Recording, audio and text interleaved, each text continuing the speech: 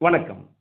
இசைஞானி இளையராஜா இசையில் புரட்சி செஞ்ச ஒரு பாட்டு. இந்த பாட்டை உச்சபட்சமான கற்பனையில எழுதியிருப்பாரு புலவர் புலமைப்பித்தன். அப்படி ஒரு வித்தியாசமான பாட்டை பத்தி தான் பார்க்க போறோம். இசைஞானி இளையராஜா பல பாடல்கள்ல புரட்சி செஞ்சிருப்பாரு. இந்த பாட்டுல என்ன புரட்சி செஞ்சிருப்பாரு அப்படின்னு இந்த காணொலியுடைய நிறைவுல நான் சொல்றேன். ஒருவேளை அதுக்கு முன்னாடி உங்களுக்கு தோணுச்சு அப்படின்னா கமெண்ட் பாக்ஸ்ல தாராளமா பதிவு பண்ணலாம். அதுலயும் ஒரு பாடல் தான் ஒரு படத்தையே தாங்கி நிற்கும். எப்போ அப்படின்னா 80-90 காலகட்டங்களில் படத்தையே நம்ம மறந்துடுவோம். மெல்ல பேசுங்கள் அப்படிங்கிற திரைப்படம். இன்னைக்கு இருக்கக்கூடிய தலைமுறைக்கு இந்த படம் தெரியுமா அப்படின்னா தெரியாது. ஆனா அதுல வரக்கூடிய செவ்வந்தி பூக்களில் செய்த வீடு, வெண்பஞ்சு மேகமே கோலம் போடு அப்படிங்கிற இந்த பாட்டு அப்படின்னா எல்லாருக்கும் தெரியும்.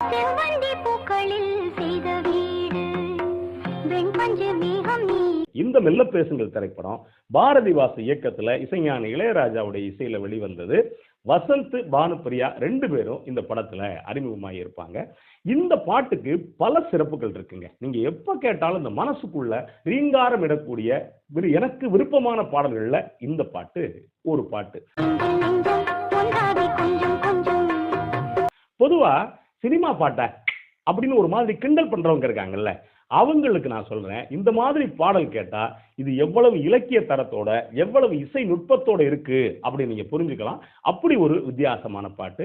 இந்த படத்துல இந்த செவ்வந்தி பூக்களில் செய்த வீடு பாட்டு இருக்கு இல்லையா, இதை பாடினது தீபன் சக்கரவர்த்தி, உமாரமணன் 2 பேரும் சேர்ந்து பாடியிருப்பாங்க.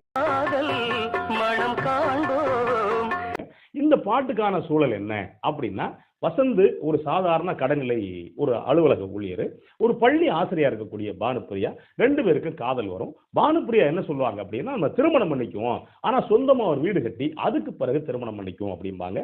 இந்த வீடு கட்டுற கனவுலயே 2 பேர் இருப்பாங்க. அந்த சூழல்ல வரக்கூடிய பாட்டு தான் இந்த செவ்வந்தி பூக்களில் செய்த வீடு அப்படிங்கிற பாட்டு.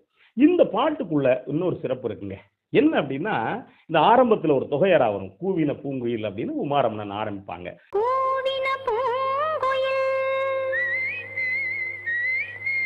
இது எங்க இருந்து எடுத்தது தெரியுமா? மாணிக்க வாசகருடைய சிவபெருமானுக்கான திருப்பள்ளி எழுச்சியிலிருந்து எடுத்தது. எனக்கு என்ன, பல பேர் சொல்லுவாங்க இது ஒரு காதல் பாட்டுக்குள்ள எதுக்குங்க வந்துட்டு திருப்பள்ளி எழுச்சியை போட்டிருப்பாரு அப்படிங்கிற ஒரு கேள்வி இருக்குல்ல. ஏன் திருப்பள்ளி எழுச்சியை போட்டிருப்பாரு அப்படின்னா, மாணிக்க வாசகரை பொறுத்த வரைக்கும் இறைவனான சிவபெருமான தலைவனாகவும் தன்னை தலைவியாகவும் வச்சு பாடல்கள் பாடியிருப்பார். இதுக்கு பேரு நாயக நாயகி பாவம் அப்படின்னு பேரு. காதல்ல இது ஒத்து வரும் இல்லையா, அதுக்குள்ள ரொம்ப அழகா போட்டிருப்பாரு. கூவின பூங்குயில், கூவின கோழி, குறுகுகள் இயம்பின, இயம்பின சங்கம், ஓவின தாரகை, ஒளியொலு உயர்தரு அப்படின்னு சொல்லிட்டு முடிக்கும் போது என்ன முடிச்சிருப்பாரு அப்படின்னா, எம்பெருமான் பள்ளி எழுந்தருளாயே அப்படின்னு இருப்பார். இதுக்கு நடுவுல திருப்பெருந்துறை வாழ் சிவபெருமானே அப்படின்னு இருப்பாரு. இந்த சிவபெருமானுக்கான அந்த 3-4 வரிகளை எடுத்துட்டு ரொம்ப அழகா அந்த தொகையராவை பண்ணிருப்பாங்கன்னு வச்சுங்களேன். இப்ப பல்லவி வரும். இங்கதான் புலவர் புலமைப்பித்தன் தன்னுடைய உச்சமான கற்பனையை காட்டியிருப்பாரு. செவ்வந்தி பூக்களில் செய்த வீடு, வெண்பஞ்சு மேகமே கோலம் போடு, நெஞ்சும் நெஞ்சும் ஒன்றாகி கொஞ்சம் கொஞ்சம் நித்தம் நித்தம் தித்திக்கும் முத்தம் முத்தம் அப்படின்னு இருப்பார். நீங்க இதுல யோசிச்சு பாருங்களேன், செவ்வந்தி பூக்களில் செய்த வீடுனா செவ்வந்தி பூல வீடு செஞ்சா எவ்வளவு நாளைக்கு இருக்கும், எவ்வளவு நாளுங்கிறத விட எவ்வளவு மணி நேரம் இருக்கும். இதுதான் ஒரு உச்சமான கற்பனை. இது கூட பரவாயில்ல, வீட்டை செஞ்சிடலாம். வெண்பஞ்சு மேகம் வந்து கோலம் போட்டு போயிருமா, நினைச்சாலும் அது வராது. ஆனா இதுதான் அப்படி ஒரு உச்சபட்சமான கற்பனை. அடுத்த வரி தான் எனக்கு ரொம்ப பிடிச்சது. என்ன அப்படின்னா, நித்தம் நித்தம் தித்திக்கும் முத்தம் முத்தம்னா கல்யாணமான புதுசுல முத்தத்தை கொடுத்துட்டு அது மறந்துடுறது இல்ல, காலங்காலமா அந்த அன்பு அந்த காதல் திளைச்சிருக்கும் அப்படின்னு பண்ணியிருப்பாரு. இதுக்குள்ள 2 இடைசைக்குள்ள இசைஞானி இளையராஜா முதல்ல வந்து ஒரு புல்லாங்குழல், சின்ன சின்ன சந்தூர், அதே மாதிரி வீணை பண்ணியிருப்பாரு. 2வது இடைசையில் அந்த வயலின் வரக்கூடிய இடம் இருக்கு இல்லையா, அது அவ்வளவு அற்புதமா பண்ணியிருப்பாரு. நீங்க முதல் சரணம் யோசிச்சு பாருங்களேன். இந்த கற்பனையில வானவில்லில் அமைப்போம் தோரணம், பண்டு வந்து இசைக்கும் நாயனம், தாழம் பூவில் கல்யாண ஓலை தந்து, தங்கத்தேரில் ஊர்கோலம் நாளை வந்து, காதல் மனம் காண்போம் என்றென்றும் எங்களில் எண்ணங்கள். இது வரி. வானவில்ல தோரணம் அமைக்கலாம், ஆனா எப்ப மழை பெஞ்சா தான் வானவில்லை வரும். இன்னைக்கு வானவில்ல பார்க்காத பல தலைமுறை இருக்கு. ஆனா அந்த கற்பனை யோசிச்சு பாருங்க. அடுத்து இசைஞானி இளையராஜாவோட கச்சேரி எல்லாம் கூட வேணாங்க, வண்டு வந்து நாயனம் இசைக்கட்டும் கல்யாணத்துக்கு அப்படின்னு இருப்பாரு. அடுத்து தாழம்பூவில் கல்யாண ஓலை தந்து. நீங்க யோசிக்கவே முடியாது, அப்படி ஒரு கற்பனை. தங்கத்தேரில் ஊர்கோலம் நாளை வந்து. யாரு வீடு கட்டுறது சிரமப்படுற இவங்க தான் தங்கத்தேரில் ஊர்கோலம் நாளை வந்து அப்படின்னு இருப்பாங்க. இப்ப 2வது சரணம் இருக்கு இல்லையா, அது ரொம்ப அழகா பண்ணியிருப்பாரு. இப்ப திருமணம் முடிஞ்சிருச்சு. அடுத்து அந்தி வந்து மலரும் தாமரை அங்கமெங்கும் பொழியும் தேன்மழை அப்படின்னு இருப்பார். இது என்ன முதலிரவு, அதை ரொம்ப அழகா கடந்துட்டு போயிருப்பார்.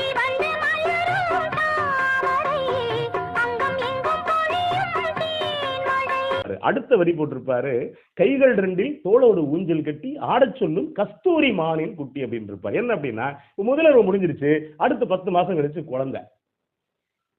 அதைத்தான் அந்த வரிகளில் போட்டிருப்பாரு. அடுத்து நாளை வரும் நாளும் என்றென்றும் எங்களின் கைகளில் சொல்லி ரொம்ப அழகா அந்த பாட்டை முடிச்சிருப்பாரு புலவர் புலமைப்பித்தன். நீங்க இந்த பாட்டை எப்ப வேணாலும் கேட்டு பாருங்களேன், கற்பனையுடைய உச்சமா இருக்கும் இந்த பாட்டு. இசையில உங்களை ரொம்ப அழகா மயக்கிறோம். இப்ப நான் சொல்ல வந்த இசைஞான இளையராஜா புரட்சி பண்ணது எங்க அப்படின்னா, இந்த பாட்டு என்ன ராகத்துல பண்ணியிருப்பார் அப்படின்னா, மத்தியமாவதி அப்படிங்கிற ஒரு ராகத்துல பண்ணியிருப்பாரு.